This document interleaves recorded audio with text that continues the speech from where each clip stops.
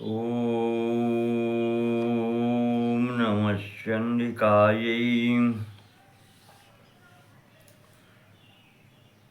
देवेन्द्रमौलिमन्दार मकरन्दकणारुणा विघ्नं हरन्तु हेरम्ब चरणाम्बुजरेणवः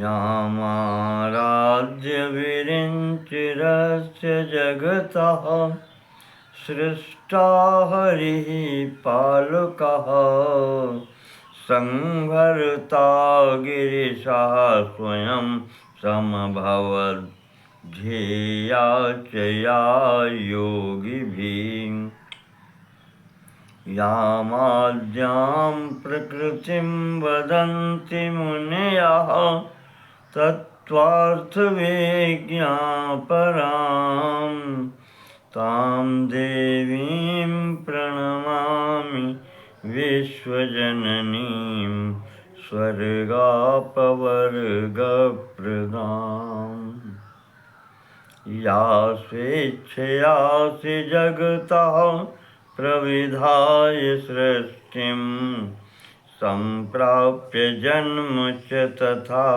पतिमापशम्भुम् उग्रैस्तपोभिरपि यां समवाप्य पत्नीं शम्भुः पदं हृदि दधे परिपातु सा नः नारायणं नमस्कृत्य नरं चैव नरोत्तमं देवीं सरस्वतीं व्यासं ततो जयमुदीरयेत्।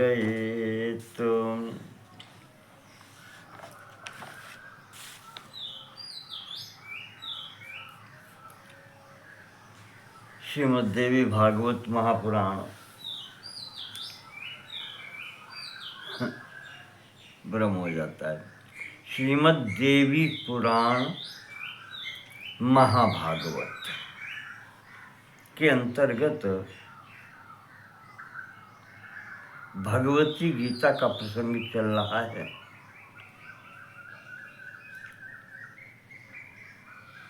पिछले भाग में भगवती ने हिमाचल को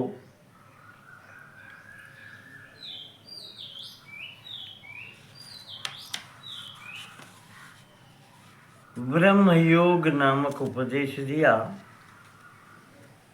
जिसमें हमारे इस मानव शरीर की स्थिति, इस शरीर में क्या है,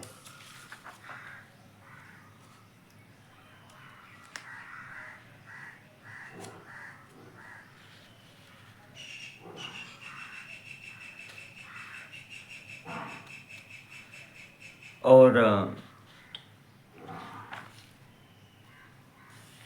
जन्मत मरत दुसाह दुख होई, ये स्थिति होती है। ऐसी स्थिति में जन्म लेते समय जो उसकी शुद्ध बुद्धि होती है जीव की, वो भटक जाती है, वो अपनी पिछली बातें भूल जाता है, जिस कारण से संसार में आने पर यहाँ के वातावरण का प्रभाव उस पर पड़ता है। भगवती ने स्पष्ट कहा है,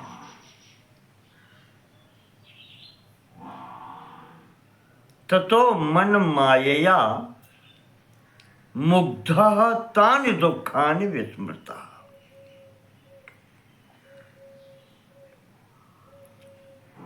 मेरी माया से मोहित होकर वो जीव सब पिछले दुखों को भूल जाता है और फिर उन्हीं कार्यों में जुट जाता है।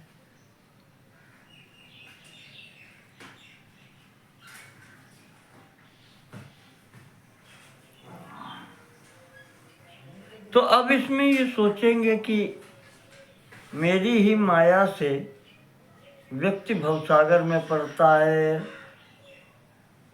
दुख उठाता है। माता दुख कैसे दे सकती है?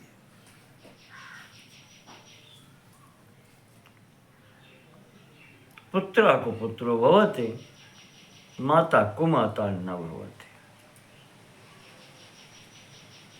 पुत्र को पुत्र हो सकता है, पर माता कभी कुमाता नहीं होती। माता अपने बच्चे को दुख नहीं दे सकती, दुख से उद्धार करने का प्रयास करती है। इसलिए यहाँ पर भगवती ने कहा है कि तुमको बुद्धि मिली है, तुम सोच सकते हो, सोचो, मेरा आश्रय लो, मेरी भक्ति करो, मेरी आराधना करो, तो बुद्धि शुद्ध होगी। और जब बुद्धि शुद्ध होगी तो ज्ञान प्राप्त होगा। तब तुम समझ पाओगे कि शरीर अलग है और शरीरी अलग है। शरीर के किसी भी कार्यकलाप का प्रभाव आत्मा पर नहीं होता। शरीर में जो तुमने अहम भाव बना रखा है, यही शरीर मैं हूँ। समस्त दुख सुखों का कारण यही है, दुखों का कारण। यहाँ पर जो वास्तविकता पूछें, सुख है ही नहीं।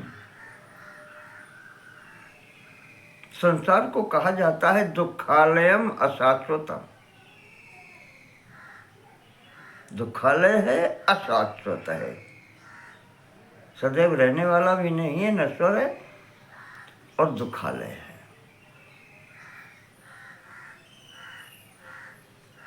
याद आता है नारद जी ने जब श्रीमद् भागवत के 7वें स्कंद में युधिष्ठिर जी को उपदेश किया है, तो वहां उन्होंने कहा है कि इस मनुष्य की स्थिति धर्मराज ऐसी है कि ये दुख में भी सुख मानता है। कब? भयंकर दुख में था, दुख थोड़ा कम हो गए, उतने में ही ये सुख मान लेता है। जैसे कोई बहुत बड़ा भारी गट्ठर सिर पर रखा है, उसके भार से ये दुखी है, तो अगर वो गट्ठर खिसका करके ये कंधे पर आ जाता है और इसका सिर हल्का हो गया, तो ये मानता है बहुत सुख है, अब बहुत आराम है। ये स्थिति है। वहां पर नारद जी ने कहा है, इसकी स्थिति बताई है।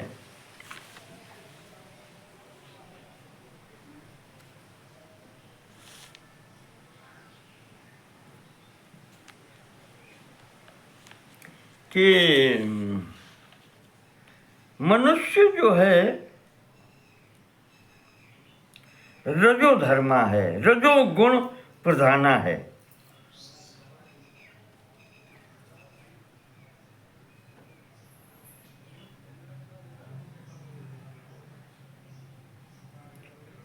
और वहां पर आया है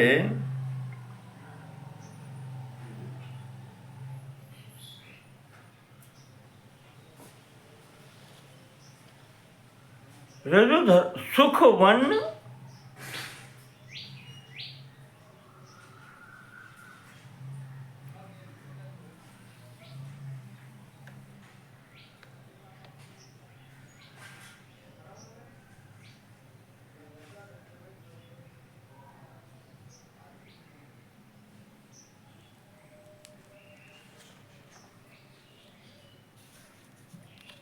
रजोधिको, ऐसा है कुछ, रजोधिका कर्म परा दुखम च सुख मानिना, ऐसे आया वहां पर। रजोधिका कर्म परः दुखे च सुख मानिना, ये इसकी स्थिति है।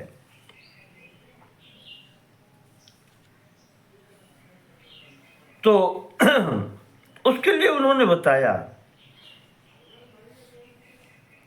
कि जैसे भिक्षुक वन में जाकर के रहता है, न्यूनतम आवश्यकताएं रख करके, वैसे ही अगर घर में रहे, सत्संग करे, तो गृहस्थ भी मुक्त हो जाता है।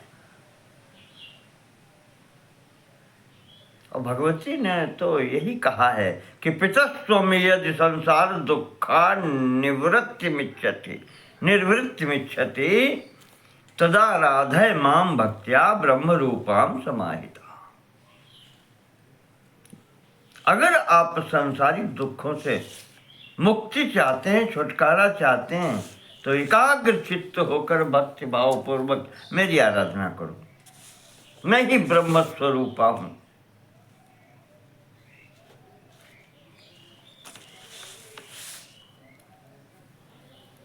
आगे अब हिमाचल जी प्रश्न करते हैं कि देवी, अनाश्रितानां त्वां देवी कथं अनाश्रितानां त्वां देवी मुक्तिश्चेन्नैव विद्यते कथं समाश्रये त्वां तत् कृपया ब्रूहि मे तदा संध्येयं कीदृशी रूपं मातः तव मुमुक्षुभिः त्वयि भक्तिः परा कार्या देहबंध विमुक्तये। भगवती जब ये कह रही हैं, आप कह रहे हो कि आपकी आराधना के बिना मुक्ति नहीं मिल सकती। अनाश्रितानां त्वां देवी, हे देवी, जिसने तुम्हारा आश्रय नहीं लिया है, मुक्ति चेत नैव विद्यते, यदि उसकी मुक्ति नहीं है तो कथम समाश्रये त्वां तत्। आप हमें ये बताएं, फिर हम आपकी वो व्यक्ति जिसने नहीं लिया है आश्रय आपका, वो कैसे आश्रय ले आपका, आपकी शरण में कैसे आए। तत्कृपया ब्रूहि, कृपा करके वो हमें उपदेश करें, वो बतलाएं। फिर आपकी शरण में कैसे आए जिसने अभी तक आपकी शरण नहीं ली।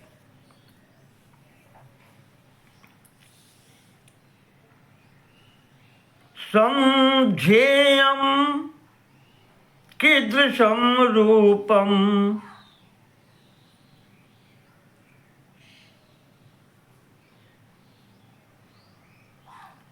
मुमुक्षुभिः कीदृशं रूपं सम्यक प्रकारेण ध्येयं तव। हे माता, जो मोक्ष की कामना रखता है, मुमुक्ष है, वो आपके किस रूप का भली प्रकार से, सम्यक प्रकारेण ध्येयम, जो स्वरूप है, भली प्रकार से किस रूप का ध्यान करे। और त्वयि भक्ति परा कार्या देह बंध विमुक्त, देह बंधन से छुटकारा पाने के लिए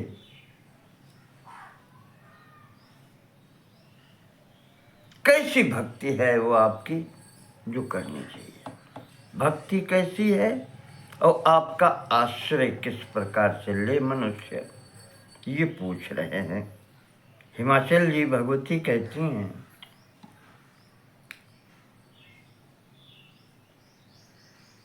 मनुष्याणां सहस्रेषु कश्चित् यतति सिद्धये। देखो पर्वतराज, हजारों मनुष्यों में ऐसा विचार कोई कोई करता है और उसके लिए प्रयत्न करता है, सब नहीं करते। जिसकी बुद्धि शुद्ध होती है वही। अति हरि कृपा जाहि पर होई, पाँव देहि यह मार्ग सोई। इस मार्ग पर वही चल पाता है जिसकी बुद्धि शुद्ध होती है, भगवत कृपा होती है। और जो इस पर चलते भी हैं, कश्चित् यतति सिद्धये, इस मार्ग पर चलकर जो कोई सिद्धि का प्रयास करता है, तेषामपि सहस्रेषु कोपि मां वेत्ति तत्त्वतः। उनमें भी, ऐसे हजारों व्यक्तियों में भी कोई एक मेरे विषय में जान पाता है, मेरा ज्ञान प्राप्त कर पाता है। वास्तविकता में मुझे जान पाता है। क्यों? रूपम में निष्कलम सूक्ष्मम, बहुत सूक्ष्म स्वरूप है मेरा, निष्कलम, कोई उसमें परिवर्तन नहीं होता है।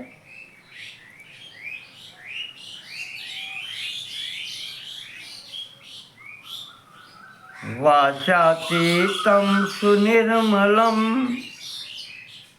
वाणी अर्थात इंद्रियों की कार्यकलाप से या इंद्रियों से भी परे है, वाणी से परे, वर्णन नहीं किया जा सकता। और निर्मल है, अत्यंत निर्मल है, कोई उसमें दोषमल ये कुछ नहीं है। निर्गुणम परमः ज्योति, निर्गुण, जो गुण बताए गए हैं, सतोगुण रजोगुण तमोगुण, उनसे अलग, उनसे परे। परमं ज्योति, परम ज्योति स्वरूप स्वयं प्रकाशित, सर्वव्यापेक कारणम, सर्वव्यापी है, एक कारणम, समस्त सृष्टि का कारण रूप वही एक तत्व है, एक मेवाद्वितीय का, वो मेरा स्वरूप है। निर्विकल्पम निरालंबम, निरालंबम निर्विकल्प है, अर्थात उसका कोई विकल्प नहीं है। जब कह दिया एक मेवाद्वितीय का, अद्वितीय है और एक है, तो विकल्प तब होता है जब कोई दूसरा हो। निरालंबम, किसी के आश्रित वो नहीं है, वो अपना आश्रय स्वयं है। सच्चिदानंद विग्रहम, सच्चिदानंद स्वरूप है। मैंने कहा था विग्रह का मतलब वो चैतन्य स्वरूप स्वयं है।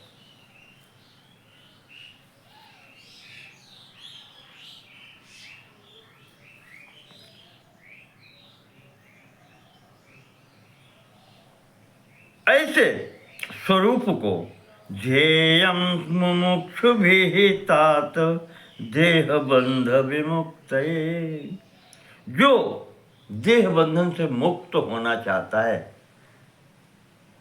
सांसारिक कष्टों से छुटकारा पाना चाहता है, ऐसे मेरे स्वरूप का उसको ध्यान करना चाहिए।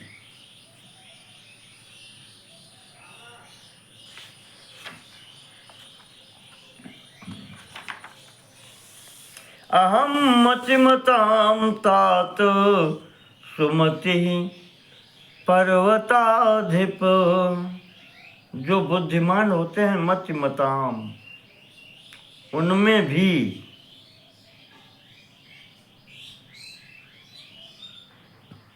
उनकी जो है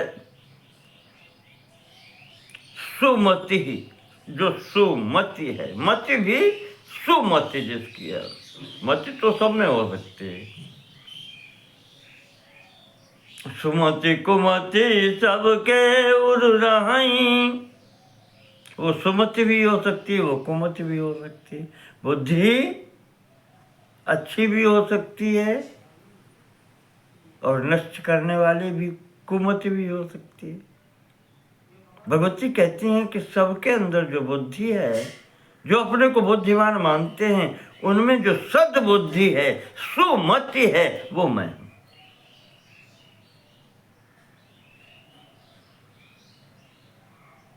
बुद्धि में, बुद्धिमानों में सुमति सद्बुद्धि मैं हूं। पृथिव्याम पुण्य गंधो हम, पृथ्वी में जो सुगंध है, पुण्य रूपी जो गंध है, पवित्र गंध है, वो मैं हूं।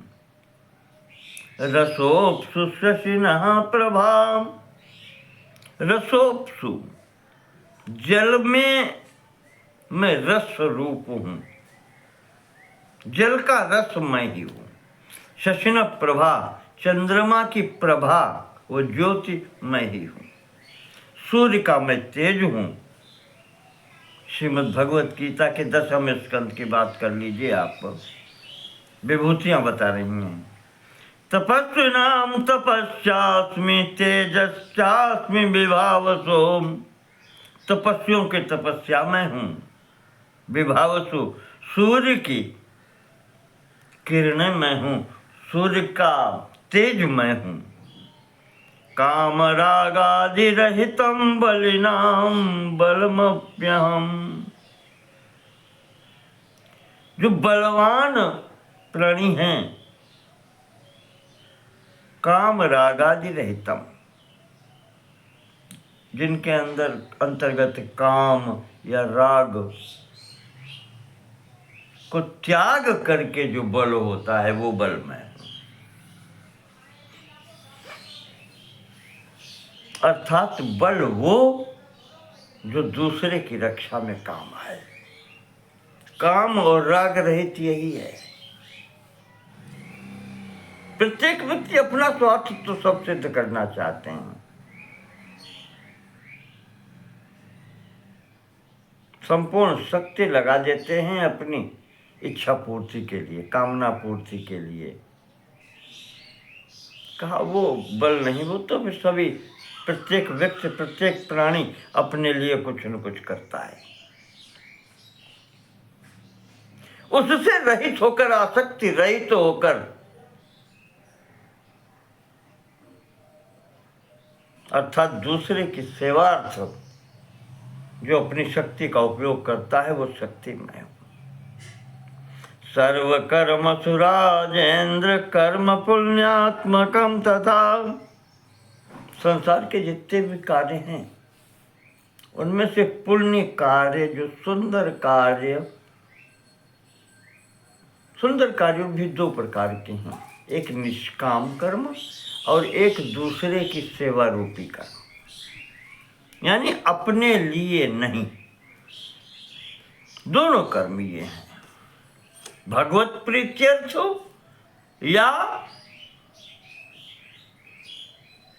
समक्ष आए हुए व्यक्ति की सेवार्थ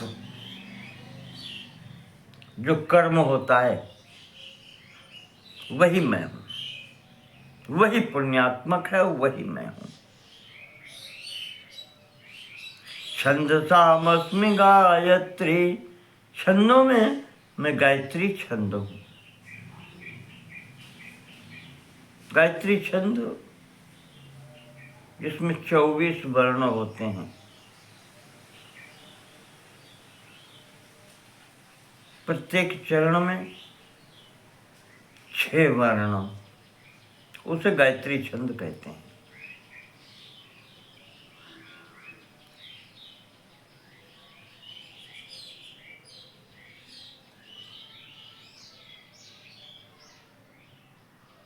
जिसे अपना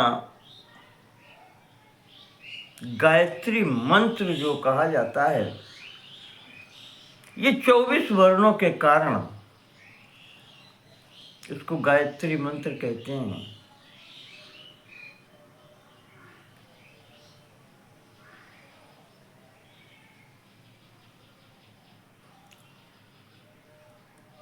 इसमें 3 ही चरण हैं।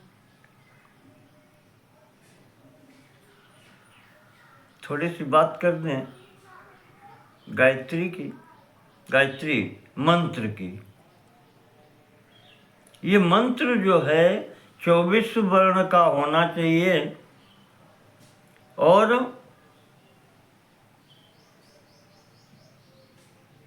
4 चरण का। वो गायत्री छंद कहलाता है। इस गायत्री मंत्र में जो हम लोग को दिया जाता है यज्ञोपवीत संस्कार के समय, इसको आप वर्णों की गणना करके देखें। एक तो इसमें 23 वर्ण दिखाई पड़ रहे हैं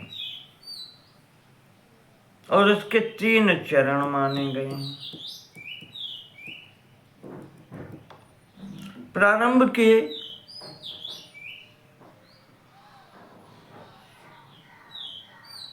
प्रणव सहित 3 व्याहृतियां भी साथ में लगी हैं।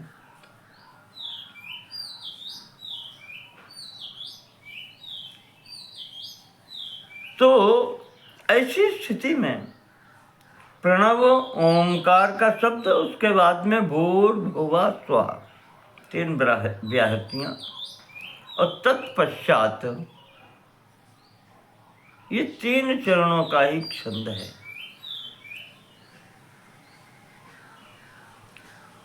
तत्सवितुर्वरेण्यं भर्गो देवस्य धीमहि धियो यो नः प्रचोदयात्। अगर इसको वर्णों की संख्या देखें तो तीनों वर्णों में, तीनों चरणों में प्रथम चरण जो है उसमें वर्णों की संख्या 7 आती है, शेष दोनों में 8-8 है। ये प्रजापति गायत्री कही जाती है, प्रजापति गायत्री कही जाती है और इसमें 3 चरणों के ही दे दी गई है मान्यता। तो इसके चरण में 8 वर्ण होने चाहिए। प्राजापत्याष्टौ पिंगल छंद सूत्र के संभवतः 2 या 3 अध्याय में इसका वर्णन आया है कि गायत्री छंद जो है प्रजापति गायत्री, इसके 3 चरण होते हैं और प्रत्येक चरण में 8 वर्ण होते हैं। पर यहाँ प्रथम चरण में ही 7 वर्ण हो गए। वो तत्सवितुर्वरेण्यम, तत्सवितुर्वरेण्यम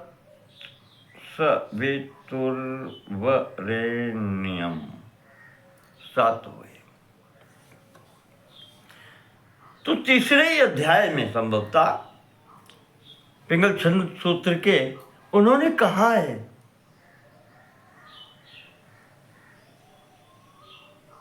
गायत्री की जो मान्यता दी है गायत्री मंत्र की या गायत्री छंद की, उसमें कहा कि एक वर्ण कम या एक वर्ण अधिक भी हो सकता है। तो जहां एक वर्ण कम है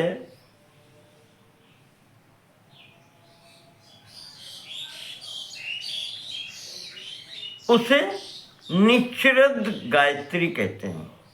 और जहाँ एक वर्ण अधिक होता है वहाँ भूरिक गायत्री। निच्छ्रद और भूरिक दो प्रकार के गायत्री छंद उन्होंने वहाँ पर बता दिए।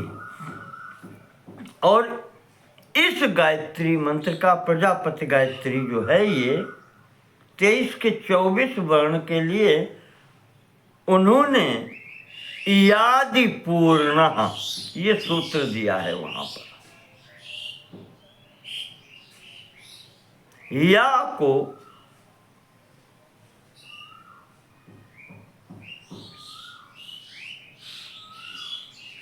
ईय करके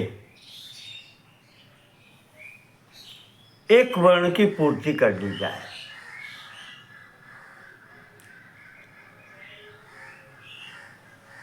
वरेण्यम को वरेण्यम करके उच्चारण किया जाए। वरेण्यम,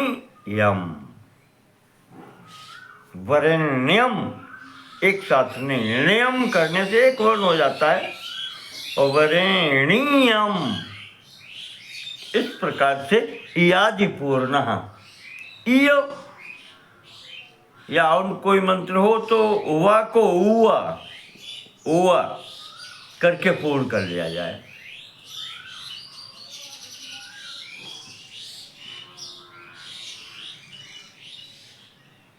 इस प्रकार से उसकी पूर्ति बताई गई है। तो भगवती यही कह रही हैं यहाँ पर कि छंदसामस्मि गायत्री, छंदों में मैं गायत्री छंद हूँ। बीजानाम प्रणवोस्म्य हम, बीज मंत्र जितने भी बताए गए हैं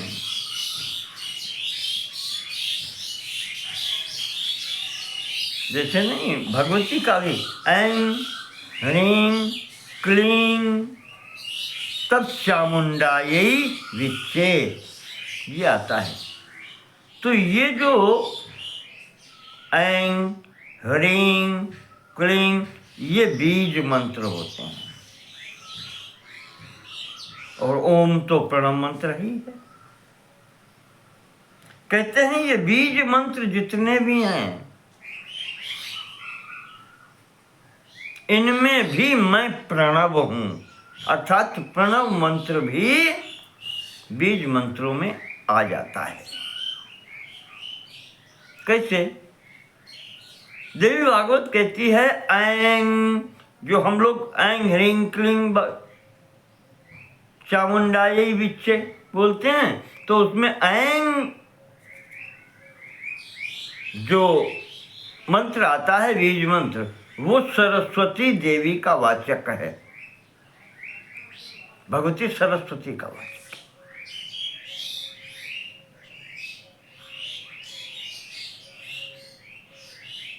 ह्रीं और श्रीं, ऐं ह्रीं क्लीं ये भगवती के विभिन्न स्वरूपों के वाचक हैं। इसी प्रकार से ओम प्रणव मंत्र ये भी किसी का वाचक है। किसका वाचक है? आपको याद होगा ब्रह्म सूत्र में आता है, अथा तो ब्रह्म जिज्ञासा, और ये बढ़ के जब आगे चलते हैं तो जन्माद्यस्यता, और फिर वो ईश्वर संबंधी वो ब्रह्म संबंधी बात करते हैं और तब कहते हैं तस्य वाचकः प्रणवः। उस परमात्म स्वरूप का वाचक जो है वो प्रणव है। इसलिए यह प्रणव उसी परब्रह्म परमात्मा स्वरूप का बीज मंत्र है। तो बीजानाम प्रणवोस्म्यहम्, समस्त बीज मंत्रों का मूल मैं प्रणव मंत्र हूँ। धर्मा विरुद्धा कामोस्मि,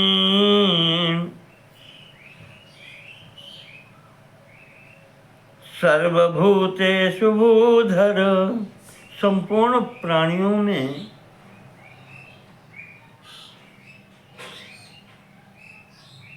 धर्म अविरुद्धः कामः अस्मि। ऐसी कामना जो धर्म के विरुद्ध न जाती हो, वो कामना मैं हूं।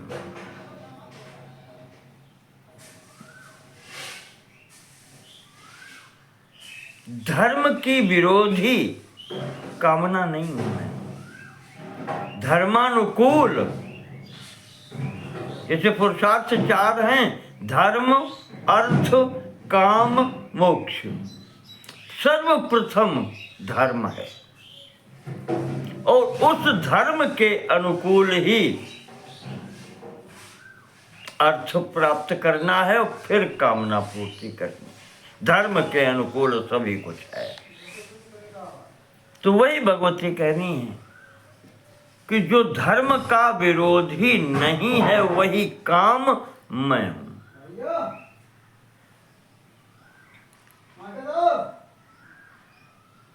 संपूर्ण प्राणियों के अंदर।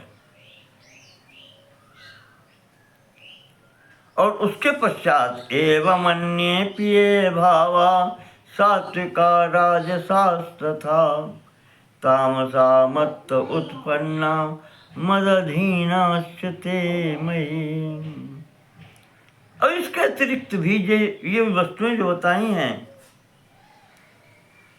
अन्य पिये भावा, संसार के अन्य भी जो भाव तुम्हारे हृदय के अंतर्गत आते हैं, सात्विक हो, राजस हो, रजोगुणी हो, सतोगुणी हो, तमोगुणी हो, कहते हैं पर्वत राज वो हैं तो सब मेरे ही। मत्त उत्पन्ना, मेरे से ही सब उत्पन्न है। और मद अधीनाश्च ते मयि, मेरे ही अधीन है और सब मेरे अंदर ही हैं। पर न अहम तेषाम अधीनाम अस्मि। पर्वतराज मैं उनके अधीन नहीं हूं, वो मेरे अधीन हैं, मैं उनके अधीन नहीं हूं। विशेषता ये है।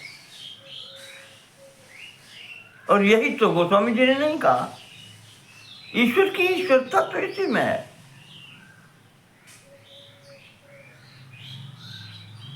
जहां माया जिसके वश में है वही ईश्वर है, और जो माया के वशीभूत हो गया वही जीव है। अंतर इतना ही है। परवश जीव स्ववश भगवंता। भगवती कहती है सब मेरा है, सब कुछ मेरे अंदर है, पर मैं इनके वश में नहीं, ये सब मेरे अधीन है, मैं इनके अधीन नहीं हूं। एवं सर्वगतम रूपम अद्वैतम परमव्ययम न जानन्ति महाराज मोहिता मम माया। बस यही कारण हो गया, ये सब मेरी माया से मोहित हो गए ये जीव, इसलिए मुझे पहचान नहीं पाते। सर्वगतम अद्वैतम रूपम, मैं सबके अंतर्गत हूं और अद्वैत स्वरूप में हूं, एक ही जैसी हूं, सर्वव्यापी। लेकिन इसकी बुद्धि ऐसी हो गई जीव की, मनुष्य की, कि ये मुझे पहचान नहीं पाता। इसी मोह से छूटने के लिए भगवती की आराधना की जाती है। क्योंकि मैंने बार बार कहा, भगवती ने यही तो बताया है, ज्ञानिनामपि चेतांसि देवी भगवती सा बलादाकृष्य मोहाय महामाया प्रयच्छति। क्योंकि इस समस्त सृष्टि का कार्य व्यापार चलाना है, उसके लिए सबको संन्यास दे देना ये भी तो संभव नहीं है। इस सृष्टि व्यापार कैसे चलेगा? आपको याद हो 18 अक्षौणी की सेना के मध्य में कुरुक्षेत्र के मैदान में खड़ा हुआ अर्जुन यही तो कहता है कि प्रभु मैं नहीं लड़ूंगा युद्ध, मैं संसार छोड़ के चला जाऊंगा, भिक्षा से जीवन यापन कर लूंगा। ये सब अपने खड़े हैं, किसको मारेंगे? ऐसामर्थ्य कांक्षितम राज्यम भोगा सुखानि च। जिनके लिए व्यक्ति संपत्ति इकट्ठी करता है वो सब मर जाएंगे तो हम क्या करेंगे? हैं? अकेले हम सुख सदैव बांट के।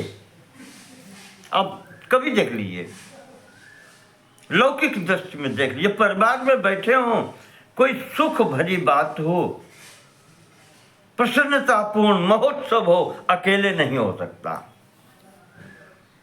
जब तक 4 लोग उस सुख को बांटने वाले न हो।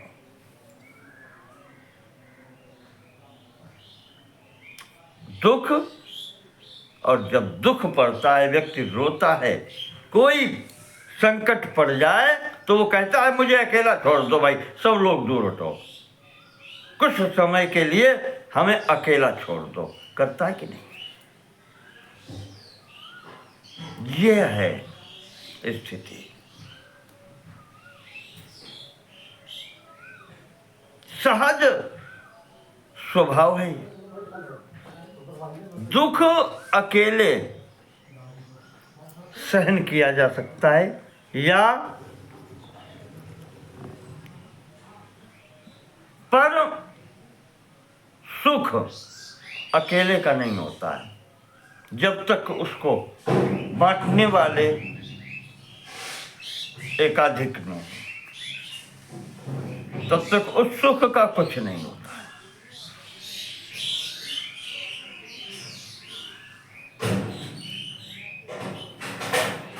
तो भगवती यहां कह रही हैं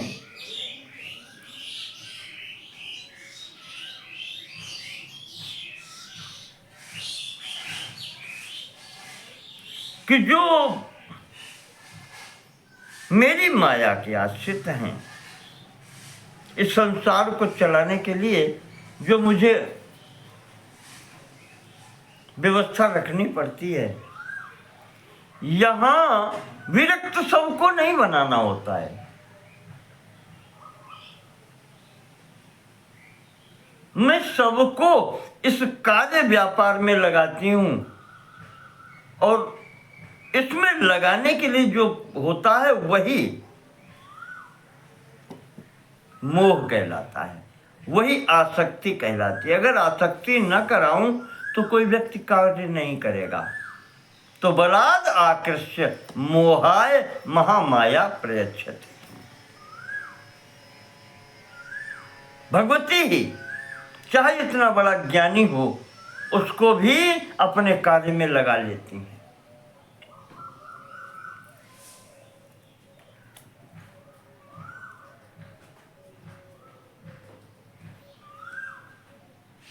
तो अब यहां पर तुम्हें चूंकि बुद्धि दी है, चिंतन शक्ति दी है, अंतःकरण चतुष्टय जो कहा गया है, ये किस लिए है?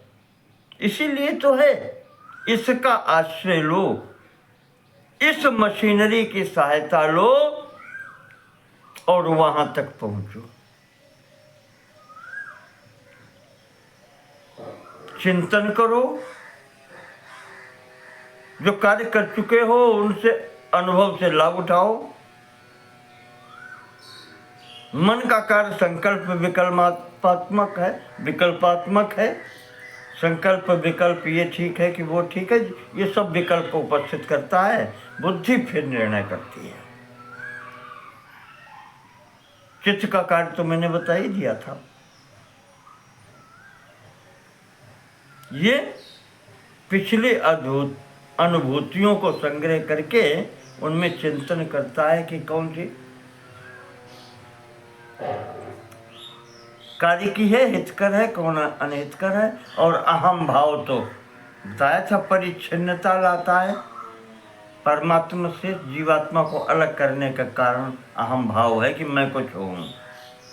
इन सब का प्रयोग करके बुद्धि से निश्चित करके वहां पहुंचो कि नहीं, कहाँ पहुंचने से, क्या करने से कल्याण है। तो ये तुम्हारे ऊपर जिम्मेदारी छोड़ी गई है।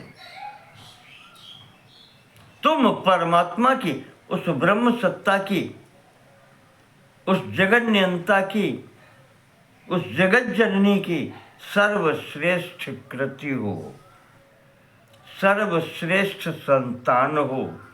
तो ये दायित्व तुम्हारा भी है।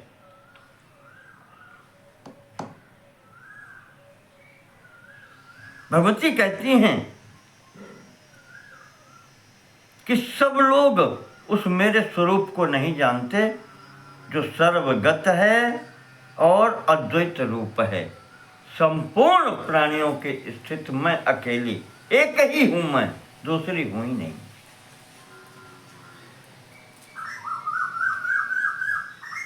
तो ये भजन्ति च मां भक्त्या माया में ताम तरन्ति ते। पर्वतराज, जो मेरी आराधना करते हैं, जो मेरी सेवा करते हैं भक्ति पूर्वक, श्रद्धा पूर्वक, मायाम एताम एताम मायाम तरन्ति ते, ये जो माया है जिससे वो भटक जाते हैं, बुद्धि में जो भ्रम आ जाता है, इससे छूट जाते हैं। उससे छूटने का उपाय है मेरा आश्रय, मेरा अर्चन, वंदन, पूजन, आराधन। इससे वो बुद्धि शुद्ध होती है। अहम मतिमताम तातम सुमति ही। हे पर्वतराज, तब वो बुद्धिमान होकर के सुमति रूपी मेरे आश्रित हो जाता है। मैं ही वो सद्बुद्धि हूं, सद्बुद्धि देने वाली भी मैं हूं।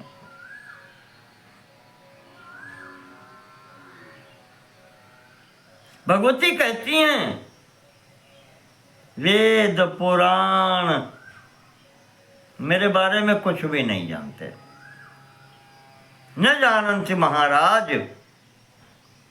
या ममैश्वर्यम न जानन्ति ऋग आद्या श्रुतया परम।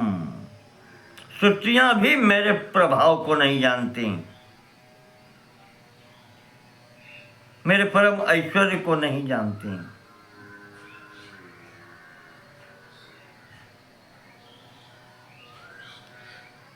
तो जानकारी प्राप्त करने के लिए जो व्यक्ति मेरे आश्रित होकर मेरी भक्ति करता है, भक्ति के पश्चात ज्ञान होता है।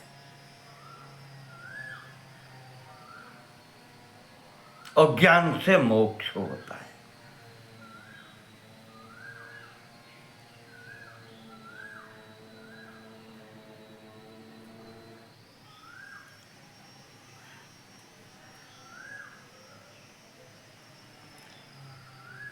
भगवती कहती हैं कि सृष्टर्थम आत्मनो रूपम।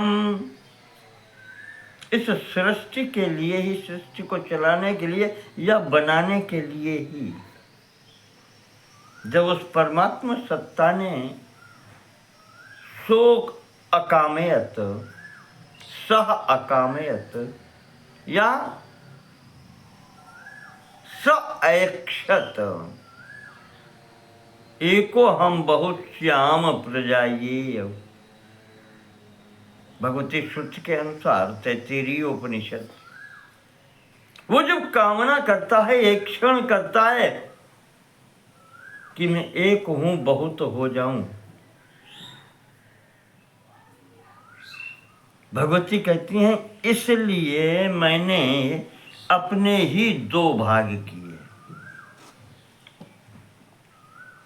सृष्ट्यर्थम आत्मनो रूपम मयैव स्वेच्छया पिता। हे पिताजी, स्वेच्छा से मैंने ही अपने स्वरूप के कृतम द्विधा, दो स्वरूप बनाए। नगश्रेष्ठ स्त्री पुमान इति भेदता। स्त्री और पुरुष, एक को स्त्री कहा गया, एक को पुरुष। ये दो स्वरूप मैंने अपने ही रूप से उत्पन्न किए या बनाए। तो शिवा प्रधान पुरुष शक्तिश्च परमा शिवा। उसमें जो पुरुष स्वरूप है वही शिव है। शिवा प्रधाना पुरुषा, पुरुषा नाम प्रधान, पुरुषोत्तम शिवा, वो शिव है। और शक्तिश्च परमा शिवा, परम शक्ति महामाया स्वरूपिणी शिवा है।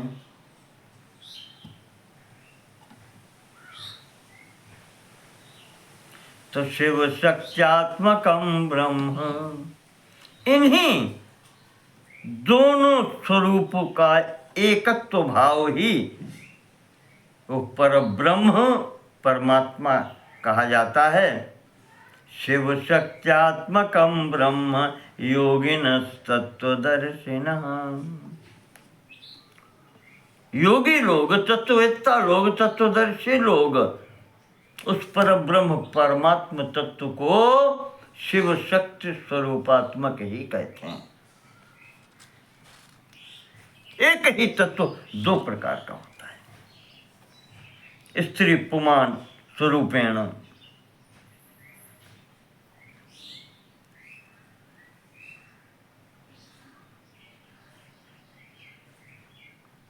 और फिर कहते हैं कि इसी आधार पर मेरे तीन स्वरूप कोई कोई मानता है। ब्रह्मा के स्वरूप में होकर के मैं सृष्टि करती हूँ। सृजामि ब्रह्म रूपेण जगद एतत् चराचरम, और संहरामि महारुद्र रूपेण अंते निजेच्छया। और अंत में फिर महारुद्र स्वरूप में मैं ही इसका संहार करती हूँ। और मध्य में दुर्वृत्त शमनार्थाय, दुर्वृत्त दुष्टों का शमन करने के लिए या धर्म संस्थापनार्थाय विष्णु परम पुरुषा भूत्वा जगदिदं कृत्स्नं पालयामि महामते। दुष्टों का दंड देने के लिए, उनका शमन करने के लिए मैं ही विष्णु रूप से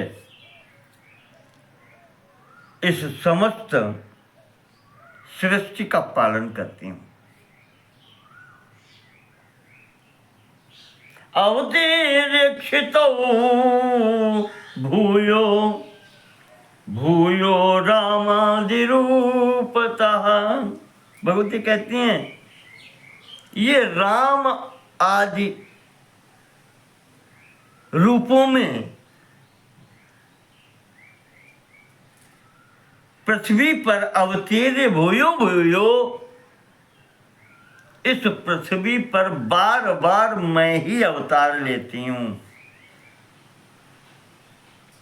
और निहत्य दानवान पृथ्वीं पालयामि पुनः पुनः, और दानवों का संहार करके बार बार इस पृथ्वी का पालन करती हूँ। मैं ही राम, मैं ही कृष्ण।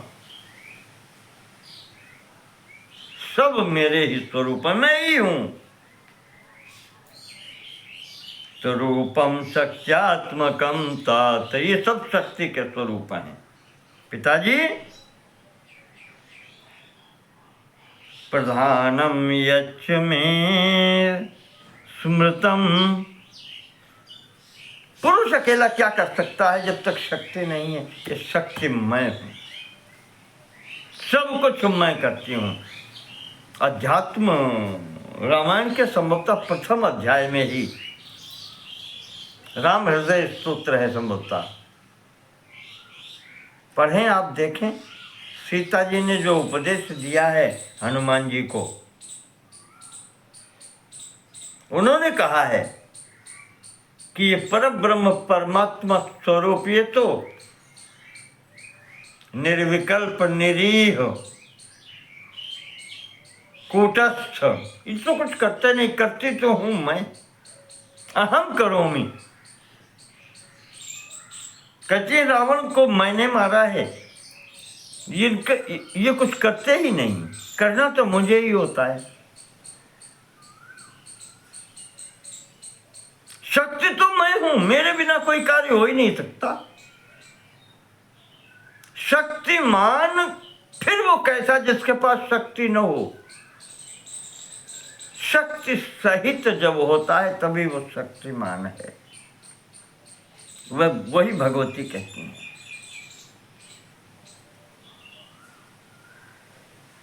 अपने स्वरूप में स्थित वो जब परमात्मा सत्ता होती है तो मेरे बिना वो कुछ कर ही नहीं सकती। उसका शक्ति रूप ही प्रधानम शक्त्यात्मकम रूपम, उसका वो प्रधान मुख्य स्वरूप जो है मेरे सहित ही पूर्ण होता है।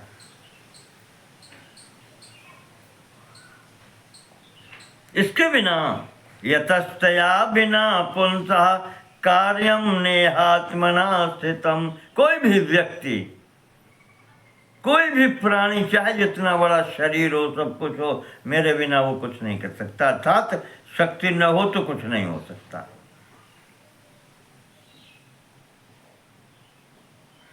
कोई व्यक्ति शक्ति के बिना कुछ नहीं कर सकता। रूपाणि तानि राजेंद्र तथा काल्यादिकानि च, ये काली स्वरूप, दुर्गा स्वरूप,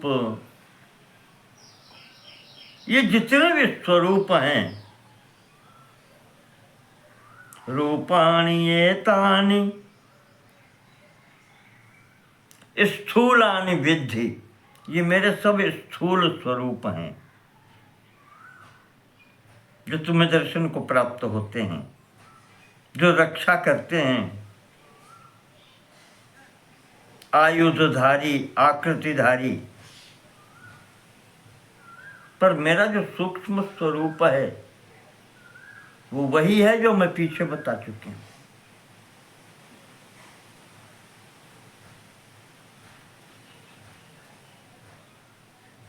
शिव शक्ति स्वरूप है मेरा।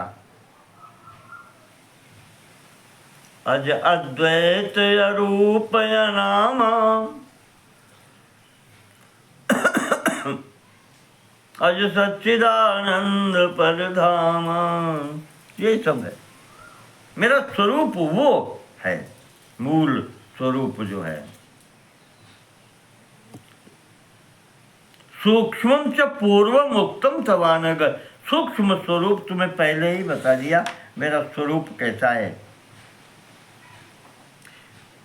नहीं, प्रथम ही बता दिया कि रूपम में निष्कलम सूक्ष्मम, कला रहित सूक्ष्म रूप, वाचातीतम सुनिर्मलम निर्विकल्पम निरालंबम सच्चिदानंद विग्रहम, ये बता चुकी, प्रथम ही बता दिया मेरा स्वरूप ये है। और जो काली, भद्रकाली और दुर्गा, ये सब स्वरूप आप देखते हैं, ये स्थूल स्वरूप है।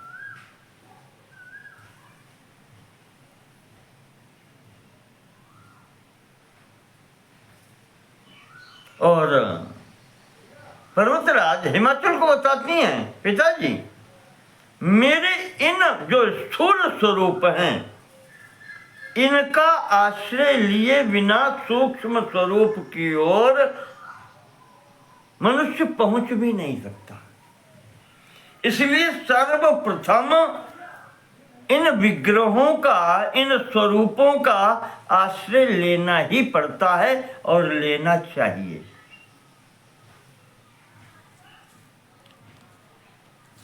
जैसा मैंने कल पिछले भाग में भी बताया था आपको, देवी भागवत में जो आया था कि सृष्टि ही अहंकार से उत्पन्न होती है। अहंकार कृतम सर्वम विश्वम स्थावर जंगमम। इस समस्त विश्व की उत्पत्ति ही अहंकार से हुई है। तो कथम तद रहितम पुत्र, उससे रहित हो कैसे सकती है? अहंकार समाप्त हो जाएगा तो शरीर ही नहीं रहेगा। बुद्धि शरीर सब चला जाएगा, तो भक्ति नहीं होगी फिर। और वहां ये कहा है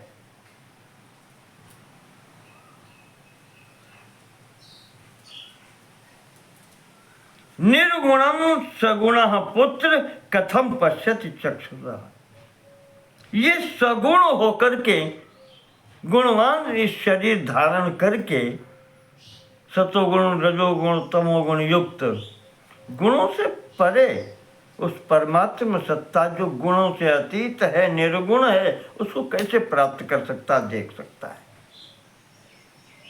तो सर्वप्रथम प्रयास होता है इस शरीर से ऊपर उठने का,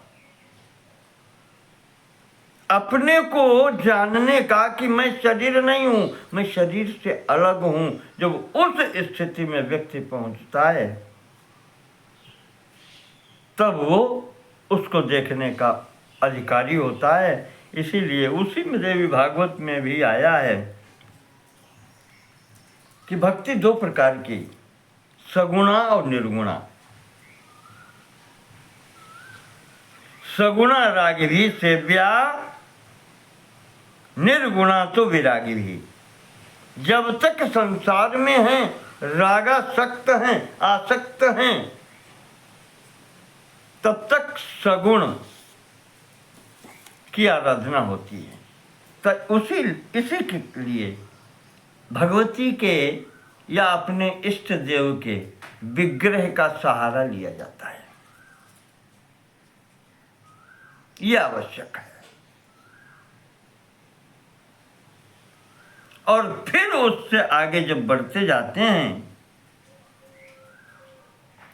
अनभिज्ञाय रूपम तो स्थूलम पर्वत पुंगव। स्थूलम रूपम अनभिज्ञाय, जो व्यक्ति स्थूल स्वरूप को मेरे नहीं जानता, तो अगम्यम सूक्ष्म रूपम में यदृष्ट्वा मोक्ष भाग भवेत। जो स्थूल को नहीं जान पाता, वो मेरे उस अगम्य स्वरूप को, निर्गुण निराकार उस स्वरूप को कैसे जान सकता है? तस्मात् स्थूलम हिमे रूपम मुमुक्षु पूर्वमाश्रयेत। इसलिए मोक्षाभिलाषी को, मोक्ष चाहने वाले मुमुक्षु को मेरे स्थूल रूप का पहले आश्रय लेना चाहिए, और फिर सेवा, अभ्यर्थना, अर्चना, स्तुति, होम, जप, तप इत्यादि करते हुए, क्रिया योग का आश्रय लेकर ये सब क्रियाएं करते हुए अच्छे प्रकार से मेरी आराधना करनी चाहिए। और फिर धीरे धीरे चिंतन करते हुए शनैरालोचयेत सूक्ष्मम रूपम में परमव्ययम, धीरे धीरे उस पर आगे बढ़ते हुए, चिंतन करते हुए मेरे उस स्वरूप तक पहुँचे, सूक्ष्म स्वरूप तक, और वो स्वरूप जानते हैं फिर क्या होता है। प्रेम की पराकाष्ठा मैंने कहा था, किसी एक प्राकृत कवि ने लिखा है, नेम यही है प्रेम को कि सब नेम छूट जाए। जहाँ पर फिर समस्त ये प्रक्रियाएं, ये नियम स्वतः ही समाप्त हो जाते हैं। और फिर जानते हैं भगवत गीता के अनुसार भगवान ने क्या कहा है अर्जुन से। अर्जुन को यही बताया है कि उस स्थिति पर जब व्यक्ति पहुंचता है तो उसकी क्या स्थिति होती है। संभवतः 2 अध्याय में भगवत गीता के, यावानर्थ उदपाने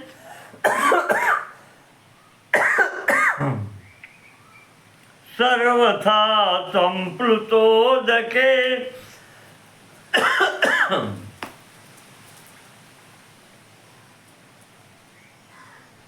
तथैव ब्रह्मणि ज्ञाते परमानंदे मनीषिणः।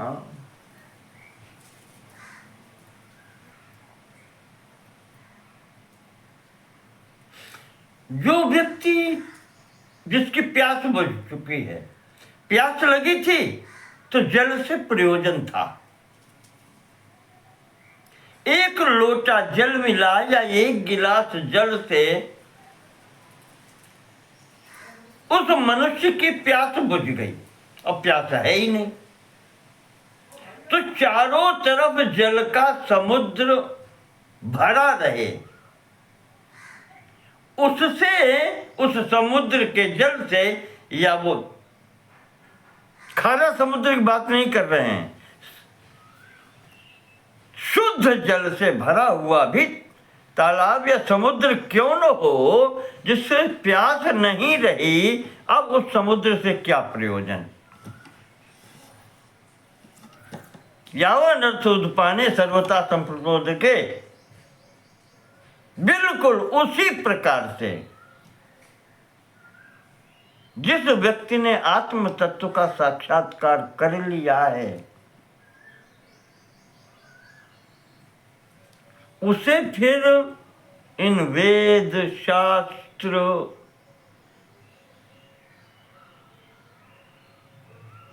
तंत्र निगम आगम इन सब से क्या प्रयोजन रह जाता है।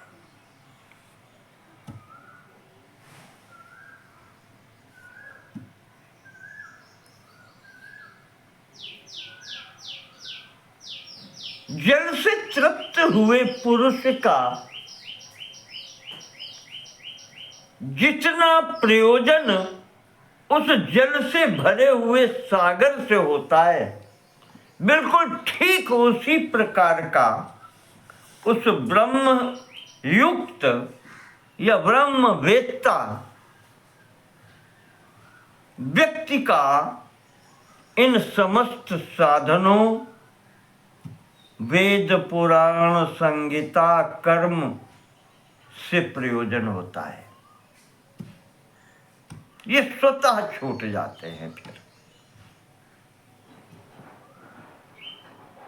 तो वही उसने कहा कि नेम यही है प्रेम को सभी नेम छूट जाएं। नियम जहां अपने आप स्वतः छूट जाते हैं, छोड़ने पड़ते नहीं हैं।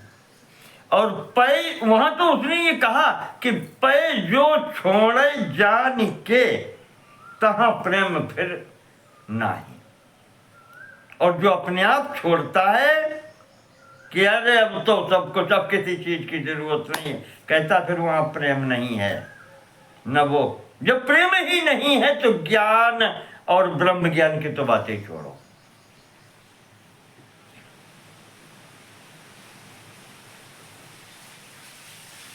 ये स्थिति होती है, स्वतः छूट जाता है। महामृत्युंजय मंत्र याद कीजिए, रुद्राष्टाध्याय में जो आया है, मंत्र तो पूरा है, महामृत्युंजय में आधा ही प्रयुक्त तो होता है, उतना ही लीजिए। क्या कहता है, उर्वा रुक मिव बंधनान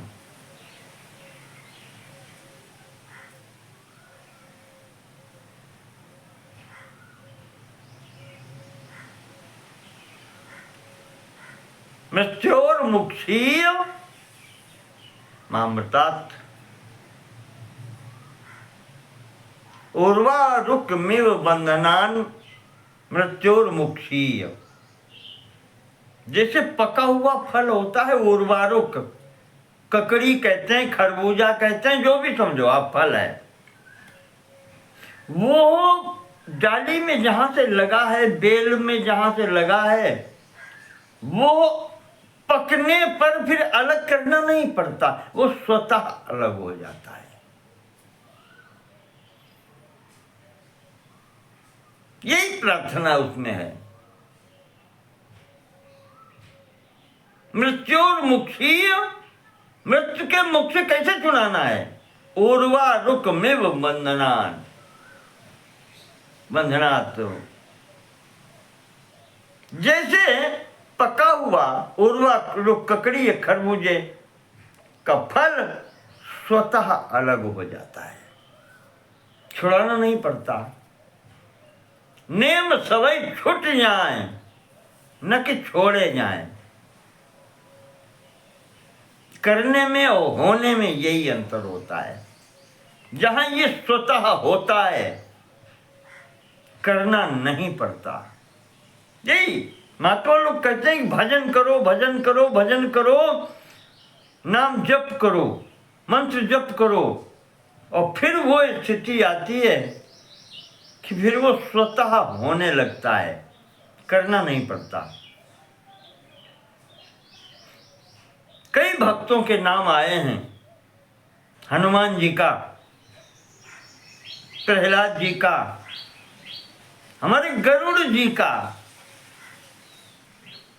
कहीं कहीं तो मैंने विवरण देखा है अर्जुन की भी यही स्थिति है कि सोते हुए भी भगवान नाम उच्चारण होता है प्रत्येक श्वास के साथ में।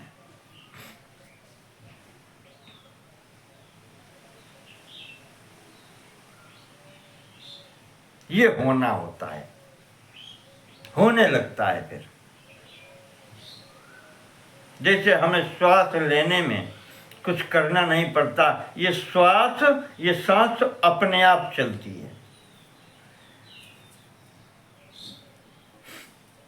चाहे जिस स्थिति में हम हों, प्रसन्नता में, कष्ट में, ये स्वतः अपना कार्य करती है। इसे कहते हैं होना। और हाथ पैर चला करके जो कर्म करते हैं वो करना कहलाता है। तो जब सब कुछ होने लगता है, तब मेरे स्वरूप का चिंतन भी होने लगता है।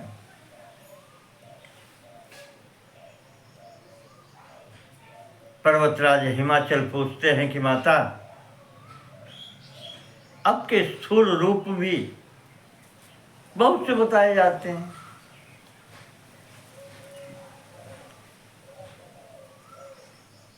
इस स्थिति में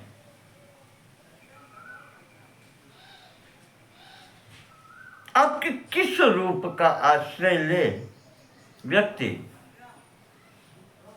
जो उसे शीघ्र सिद्धि मिले? किस रूप का आश्रय ले?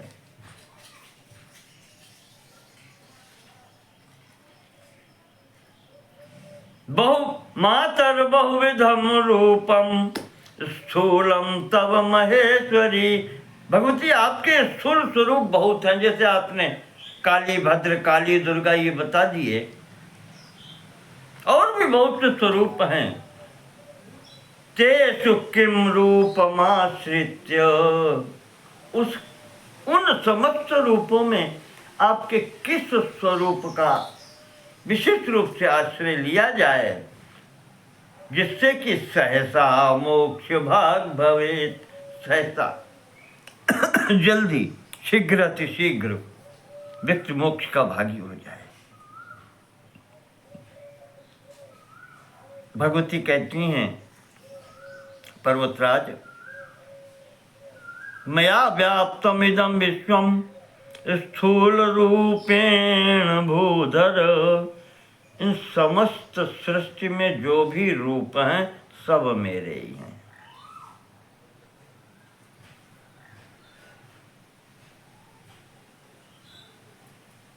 मेरे स्थूल रूपों से समस्त ये सृष्टि व्याप्त है।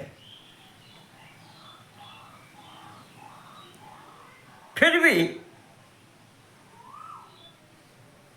तत्र आराध्यतमा देवी मूर्ति शीघ्रम विमुक्तिदा। पर मेरी जो देवी मूर्ति है, जगत जननी स्वरूपा जो विग्रह है, वही इन सब में मुख्य है और वही मुक्ति देने वाला है। और कहते हो मातृ स्वरूपा विग्रह भी कई प्रकार का है। भगवती ने कहा है मुख्यतः वो 10 स्वरूपों में है जिनको महाविद्या कहा जाता है। 10 महाविद्या, वो 10 स्वरूप हैं मेरे। कौन कौन से? महाकाली तथा का तारा, महाकाली स्वरूप तारा देवी। षोडशी भुवनेश्वरी, महाकाली तारा षोडशी और भुवनेश्वरी। भैरवी बगला छिन्ना महात्रिपुर सुंदरी। मैं ही भगवती के रूप भैरवी रूप से जानी जाती हूँ। बगला, बगला मुखी देवी, वो भी मैं हूं। ये महाविद्याओं में है। छिन्ना, आपने देखा होगा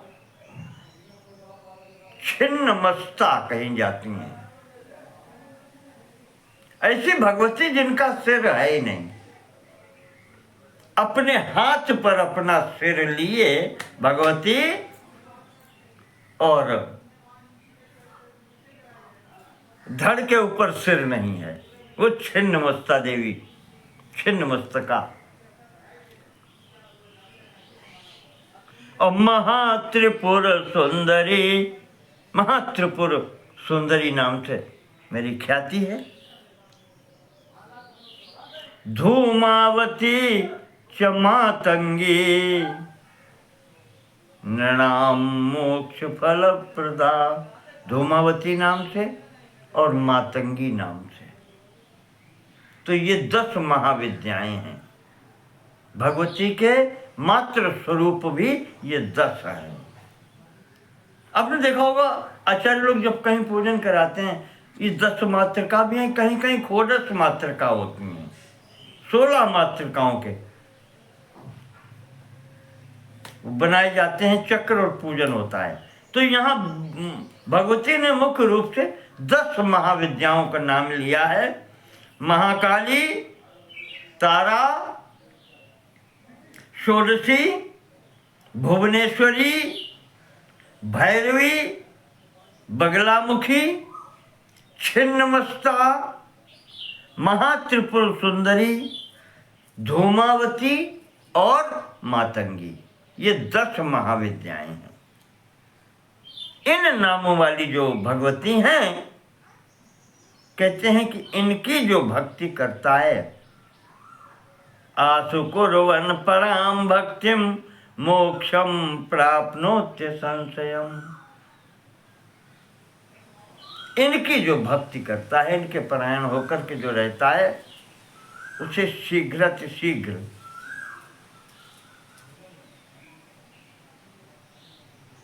मोक्ष की प्राप्ति होती है।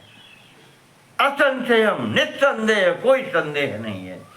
इन 10 महाविद्याओं को जो आश्रय लेता है, इनकी आराधना करता है, उसे मोक्ष प्राप्त हो ही जाता है। इसलिए पिताजी, आप भी मेरे इन 10 रूपों में से किसी का भी आश्रय ले लीजिए।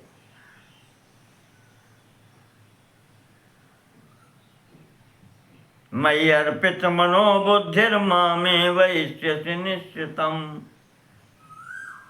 और उसकी आराधना जब करेंगे तो मयि अर्पित मनोबुद्धि, मन और बुद्धि जब मेरे ही पूर्ण रूप से समर्पित होकर के मेरी आराधना करेंगे तो मामेव ऐष्यसि निश्चितम, फिर आप मुझे प्राप्त कर ही लेंगे, मुझको ही प्राप्त हो जाएंगे। और जब ये हो जाएगा तो मामुपेत्य पुनर्जन्म दुःखालयम शाश्वतम न लभन्ते महात्मानः काचिदपि कदाचिदपि भूधर। और जो मुमुक्षु मुझे प्राप्त हो जाता है, मुझे प्राप्त कर लेता है, वो इस नश्वर संसार के दुखों से छूट जाता है। न लभन्ते,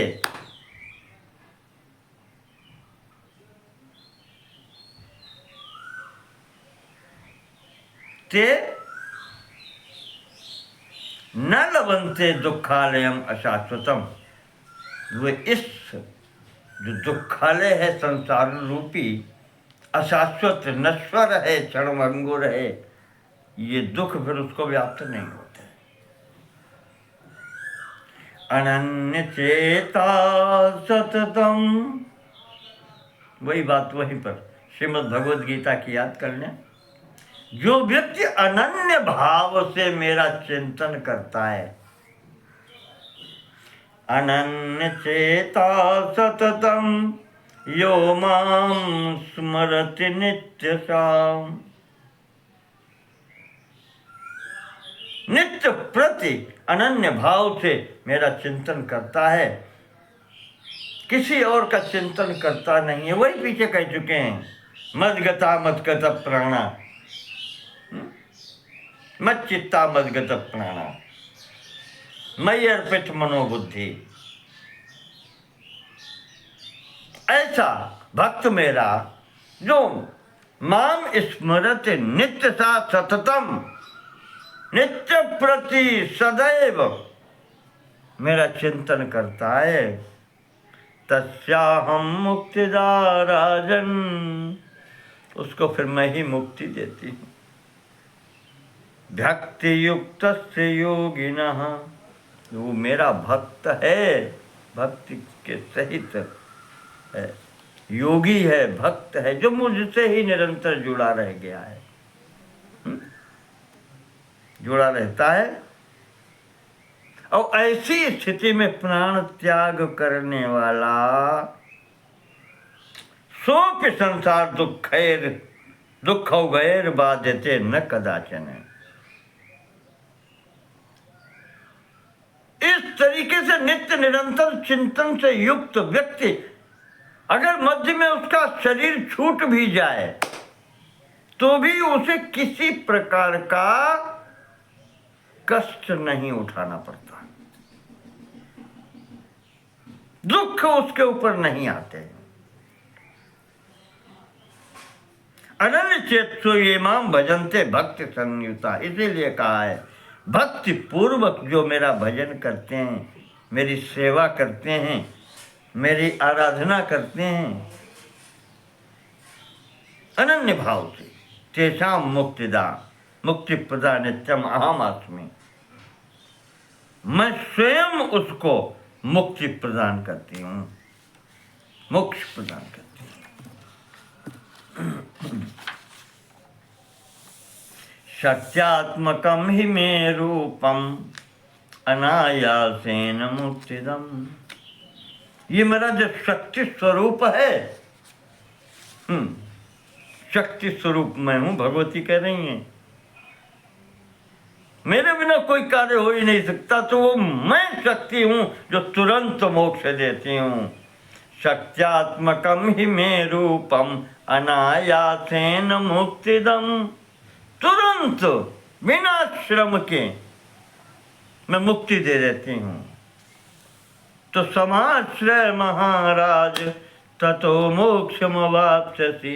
इसलिए महाराज मेरे इन्हीं में से किसी एक स्वरूप का आश्रय ले लीजिए, आप मुक्ति को प्राप्त हो जाएगी आपको।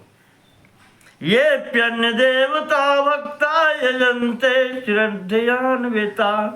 वही जो भगवान कृष्ण ने भगवद गीता में कहा है, वही बात यहाँ पर भगवती भी कह रही हैं। वैसे तो प्रत्येक व्यक्ति जो जिस प्रकार के जिस देवता की पूजा कर रहा है वो मेरी ही कर रहा है। ये अपि अन्य देवता भक्ता यजन्ते श्रद्धयान्विता, जो श्रद्धा पूर्वक अन्य देवताओं का भी पूजन कर रहे हैं।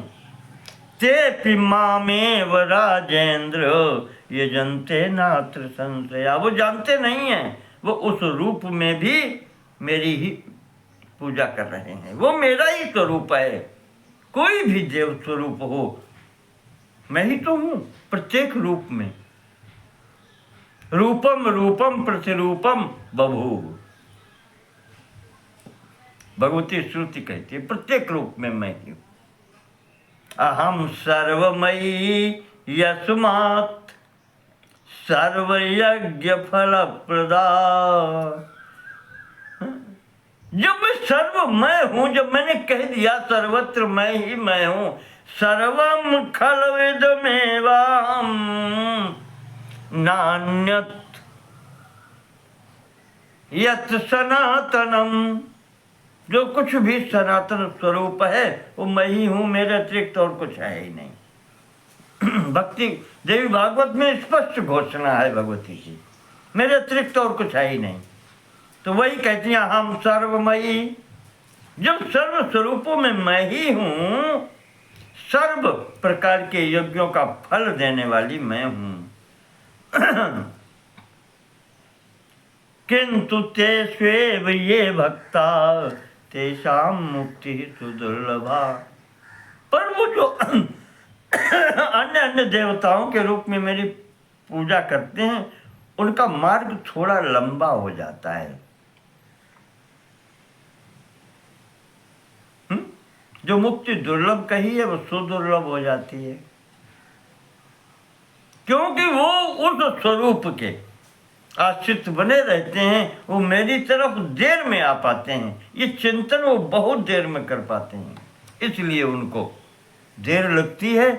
तब इसी कारण से वो जो सुलभ है वो दुर्लभ और फिर सुदुर्लभ हो जाती है, बहुत समय लेती है। ततो मामेव शरणम। इसीलिए पर्वतराज पिताजी इसीलिए कहा है कि सीधे इधर चले आओ, और क्यों भागते हो और स्वरूपों की ओर? अंततः यहीं आना है तो मेरी ओर सीधे ही चले आओ। माम एव शरणम, मेरे ही शरण में फिर क्यों नहीं आ जाते? या संयत चेतास्त्वम मामेष्यसि न संशया। चित्त को एकाग्र करके फिर मेरी ओर ही चले आओ तो मुझे प्राप्त हो जाओगे सीधे। मार्ग लंबा नहीं होगा। भगवती कह रही हैं यत् करोसि यदश्नासि यज्जुहोसि ददासि यत् सर्वं मदर्पणं कृत्वा मोक्षसे कर्म बंधनात्। संसार में जो कुछ भी कर रहे हो, यत् करोसि, यदश्नासि, जो कुछ खा पी रहे हो, यज्जुहोसि, जप तप जो भी कर रहे हो, हवन करना जुहोस, और ददासि यत्, जो दे रहे हो, या दाना इत्यादि शुभ कर्म जो करे, सर्वम मदर्पणम कृत्वा, वो सब मेरे निमित्त करो, मेरे लिए करो, मुझे समर्पित कर दो, तो तुम फिर कर्म बंधन से छूट जाओगे। जो कुछ भी करो मेरे प्रति समर्पित करके करो।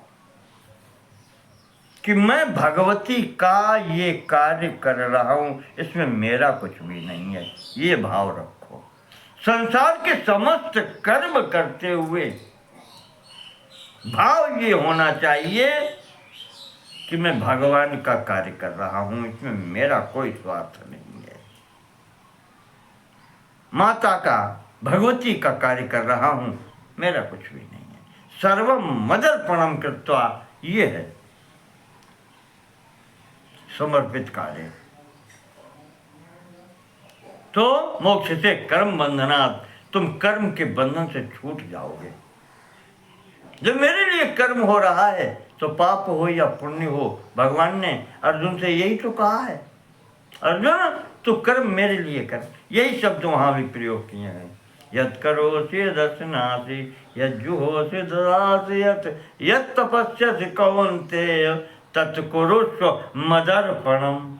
वो सब मुझे अर्पण कर दे। क्यों?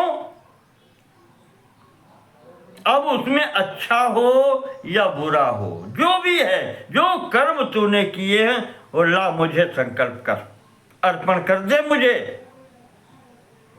अर्पण करने या दान देने का तात्पर्य समझ रहे हैं आप? जो वस्तु दान दी जाती है, पाणिनि ने अपने व्याकरण में जिसके लिए चतुर्थी विभक्ति निर्धारित की है, वो यही कहती है कि दी गई वस्तु पर देने वाले का अधिकार समाप्त होता है और जिसका दिया जाता है पूर्ण अधिकार फिर उसका होता है।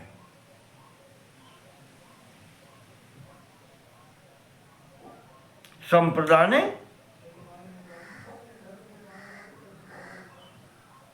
चतुर्थी, उसमें चतुर्थी विभक्ति का प्रयोग होता है। दान में जब हम करते हैं, दान के लिए संप्रदाने सम्यक प्रकारेण दानार्थे, बिल्कुल भली भांति दे देने का तात्पर्य यह है कि मेरा अब इस वस्तु पर कोई अधिकार नहीं है, मैंने तुम्हें दी है, अब संपूर्ण अधिकार तुम्हारा ये है, चाहे रखो, चाहे फेंको, चाहे भोग करो, कुछ भी करो, मेरे से कोई तात्पर्य नहीं है। ये दान में भाव होता है, यही अर्पण में होता है। भगवान ने कहा है, यहां भगवती कहती हैं तत्कुरुष्व मदर्पणम, वो मुझे अर्पण कर दो। तो जो भी कर्म जब तुमने किए हैं और संपूर्ण कर्म जब तुम परमात्मा को अर्पण कर रहे हो, तो उसमें चाहे पाप हो चाहे पुण्य हो, उन सब कर्मों का भागी वो अगला ही होगा, तुम्हारा उस पर से अधिकार समाप्त है। ये होता है कर्म बंधन से, इस प्रकार से छुटकारा होता है। वो कर्म और उसका फल जिसने ग्रहण किया है उसने ले लिया।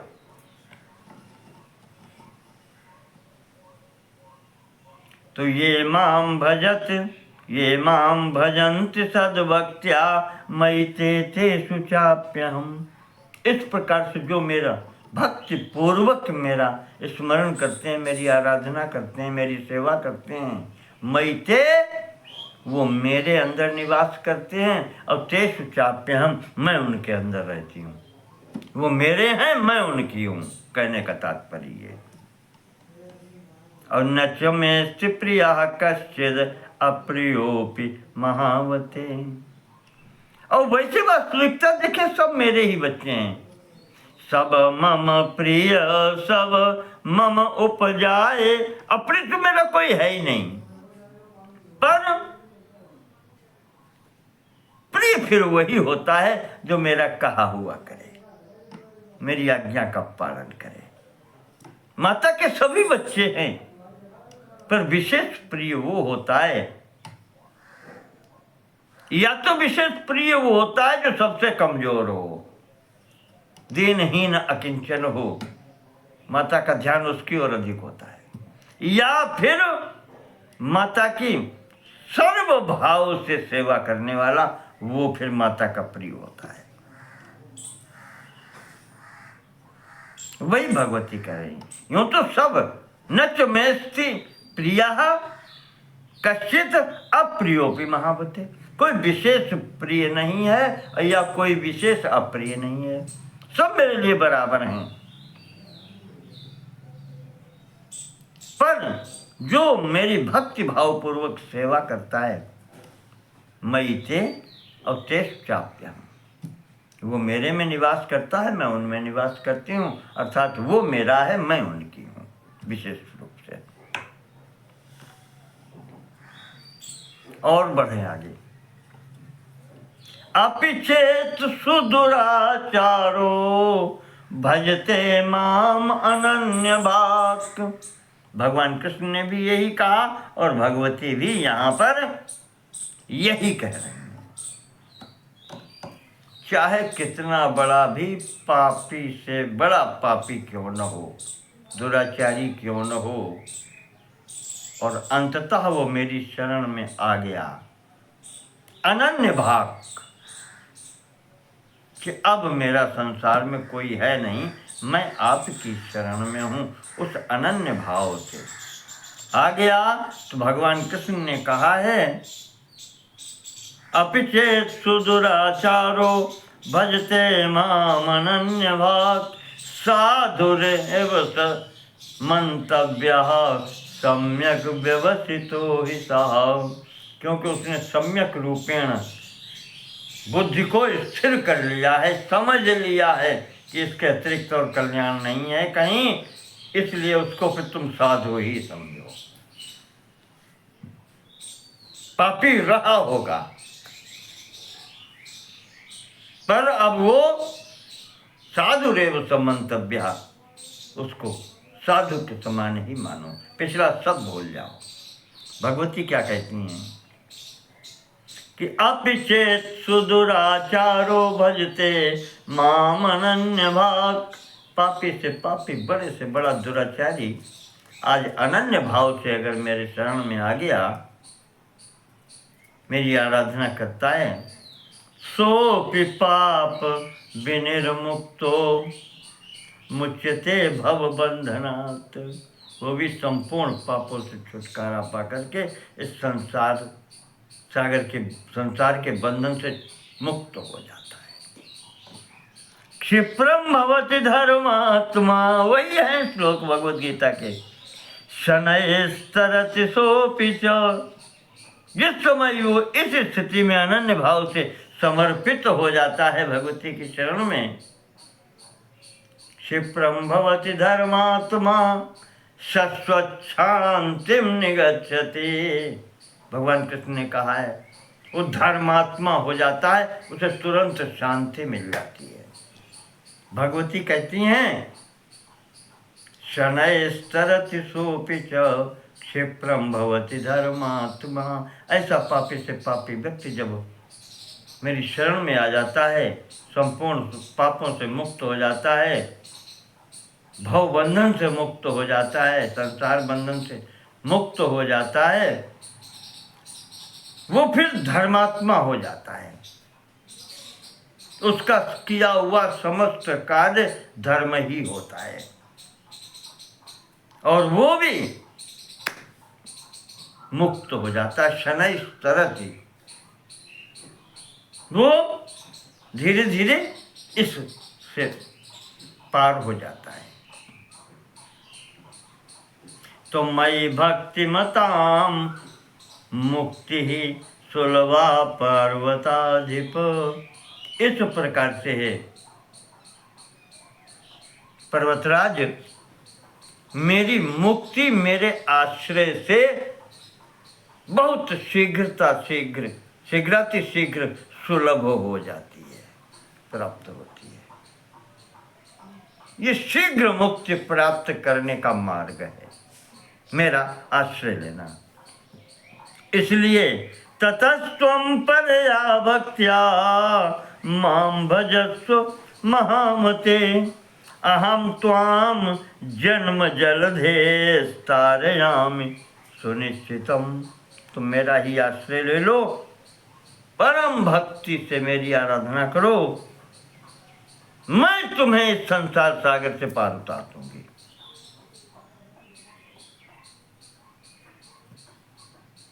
और वही भगवान कृष्ण की वाणी, भगवती की वाणी में दोनों एक ही हैं। मन मना भाव मदयाजी माम नमस्कुरु मत परः। मेरे परायण हो जाओ।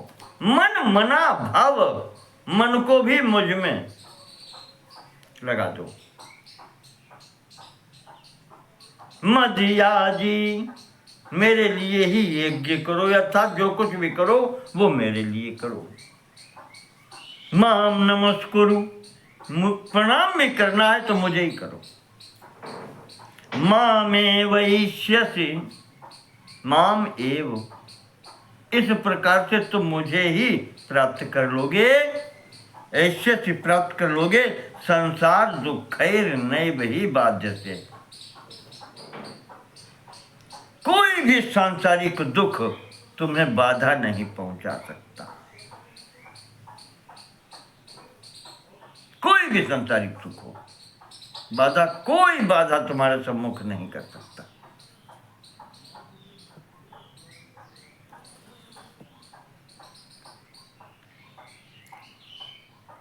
ये अंतिम उपदेश देकर के कि व्यक्ति सद्य मुक्त कैसे होता है, सद्यो मुक्ति कैसे प्राप्त होती, तुरंत मुक्ति, भगवती का आश्रय लो। ये अंतिम स्थितियां जो बताई हैं, अनन्य भाव से जो मेरी शरण में आ गया, कितना बड़ा भी दुराचारी क्यों न हो, क्षिप्रम भवति धर्मात्मा। इसलिए मेरा आश्रय ग्रहण करो। मन मना भव मद्याजी माम नमस्कुर मत परः मामे वैश्य संसार दुखैर नैव ही बाध्यते। इस समस्त संसार का कोई भी दुख तुम्हें बाधा नहीं पहुंचाएगा। मेरे शरण में आ जाओ, बस जो कुछ करो मेरे लिए करो। महादेव जी नारद जी को बता रहे कि नारद, भगवती ने इस प्रकार से स्वयं अपने मुख से पर्वतराज हिमाचल को ये उपदेश किया। निशम्य पर्वत श्रेष्ठो जीवन मुक्तो बभूवः। ये उपदेश सुन करके, मनन चिंतन करके महाराज हिमाचल आज जीवन मुक्त हो गए। सापीयं शैलराजाय योगं युक्त्वा महेश्वरी मातृस्तन्यं पपौ बालः प्राकृते वही लीलया। ये उपदेश देकर के भगवती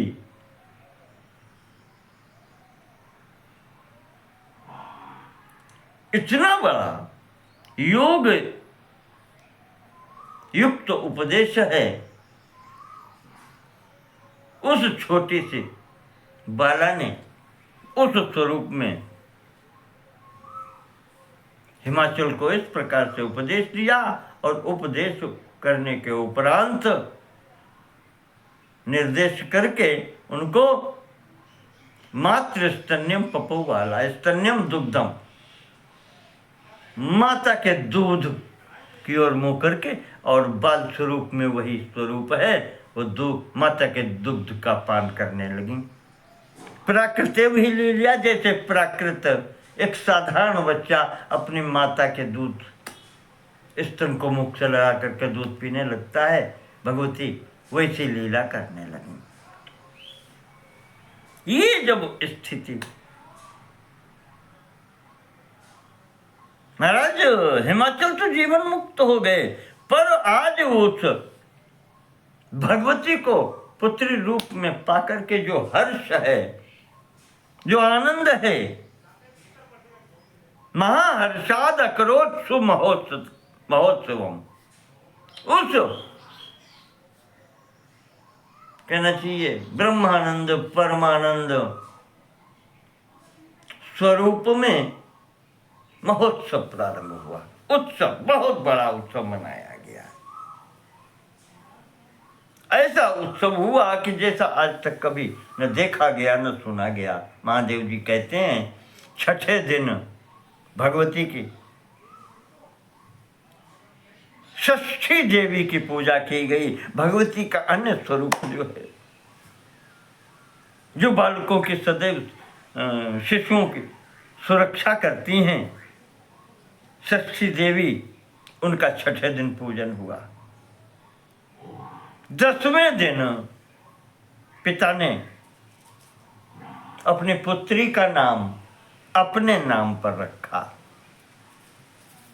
कहीं कहीं आता है हेमवती, हेमवान से हेमवती, और कहीं कहीं से ये यहाँ पर जो देवी पुराण में दिया है कि पर्वतराज हिमालय ने अपनी पुत्री का नाम पार्वती रखा। पार्वती चकरो नाम सान्वयम पर्वताधिप। पार्वती इस प्रकार का नाम पिताजी ने दिया। भगवान कहते हैं कि इस प्रकार से जगत जननी जगदम्बा, महादेव जी नारद जी को बता रहे, पर्वतराज हिमालय के गृह में उत्पन्न हुई, उनका पालन पोषण होने लगा, ये वहाँ रहने लगी। इस चरित्र का जो भी श्रवण करता है, भगवती के उपदेश, दिए हुए उपदेश का जो चिंतन मनन करता है,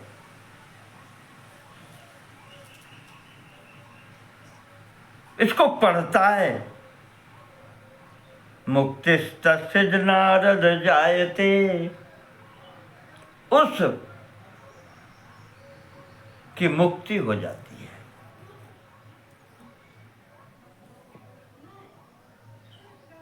तुष्टा भवति सर्वाणि, इस उपदेश को पढ़ने, सुनने, मनन, चिंतन, इस पर आचरण करने से भगवती प्रसन्न होती है।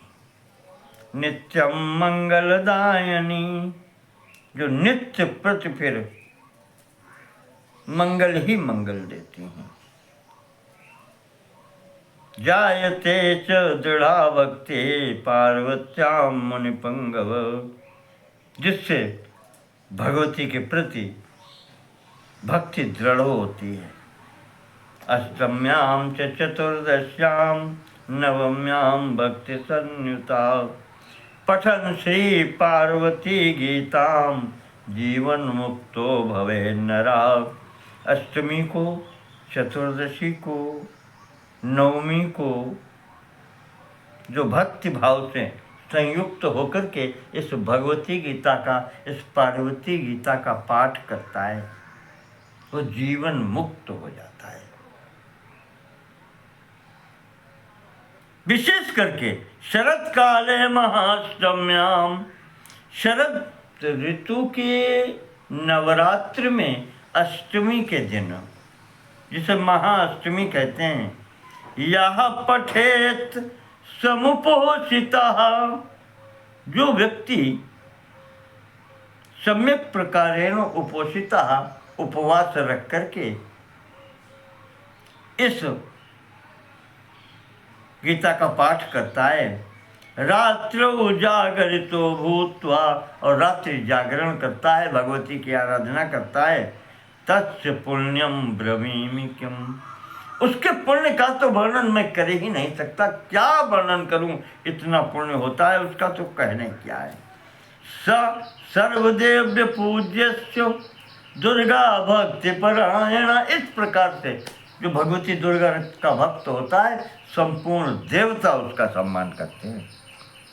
सर्व देवताओं में वो पूज्य होता है, सब सम्मान करते हैं, चाहे वो इंद्र हो, चाहे लोकपाल हो, या उसके वशवर्ती जितने भी जो भी देवता है। जब इंद्र सम्मान करेगा तो सभी सम्मान करते हैं। और कहते हैं उस व्यक्ति वो साक्षात भगवती की ही कला हो जाता है, भगवती का ही स्वरूप हो जाता है, संपूर्ण पाप नष्ट हो जाते हैं। नारद स सर्व गुणोपेतम, वो सर्व गुण संपन्न होता है। लभते चिरजीविनम, आयु भी उसको प्राप्त, वो चिरजीवी हो जाता है, जब तक चाहे जीवित रहता है। नश्यन्ति रिपुवस्तस्य, उसके शत्रु समाप्त हो जाते हैं, अजात शत्रु हो जाता है। नित्यम प्राप्नोति मंगलम, नित्य प्रति कल्याण प्राप्त करता है।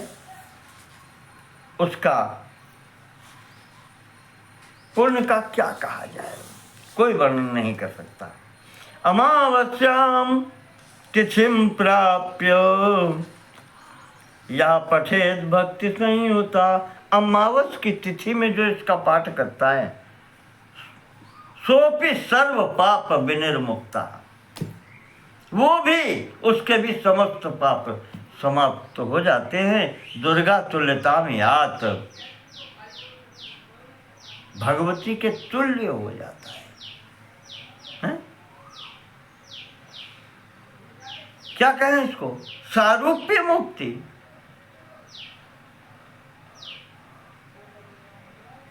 वो भी मुक्त हो जाता है। निशीथे पठते अस्तु, अर्धरात्रि में भी जो इसका पाठ करता है, निशीथ में, आवश्यक नहीं है दिन में भी, रात्रि में पाठ करता है। निशीथ से अर्धरात्र, यह पठते बिल्व वृक्ष सन्निधौ, बेल के वृक्ष के नीचे बैठ करके अर्धरात्रि में जो इसका पाठ करता है, तस्य संवत्सरा दुर्गा स्वयं प्रत्यक्ष में वही। प्रतिदिन ये भगवती की अर्धरात्रि में आराधना करता है, अगर बेल वृक्ष के नीचे, कहते हैं कि 1 वर्ष में भगवती का दर्शन हो जाता है। स्वयं प्रत्यक्षम एति वही, भगवती स्वयं दर्शन उसको देती हैं। बहुत कहने से नारद कोई लाभ नहीं है। कहते हैं इस भगवती गीता, इस पार्वती गीता के पाठ के समान पुण्य और संसार में कोई है नहीं। तपस्या, यज्ञ, दान, कर्म,